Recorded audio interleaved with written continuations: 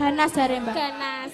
Hati-hati lho, Dek. Kowe ket mau dilirik-lirik karo Wiyaga iki kabeh jomblo. Kabeh jomblo. Heeh. Menawi dianu kula nggih mboten purun kok, Mbak. Lah.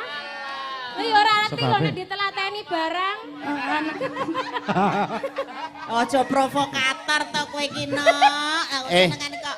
Aja kaya ngono lho, Mbak. Hati-hati iki wiyaga-wiyaga iki lagi do puber. Oh ngono kuwi. Kok nek wong ngene iki lho, Mbak. Dek megang Pripan? lho. Ngerti lho. Oh di ngonoke kuwi. Senengane ngono kuwi. Heeh. Aku wegah, Mbak. Aku trimo ora, Mbak.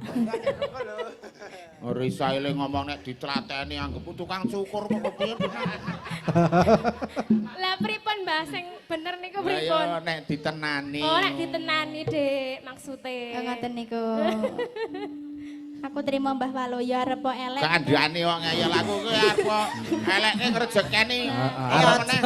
Aja wis ana sing duwe. Oh sampean kok iya iya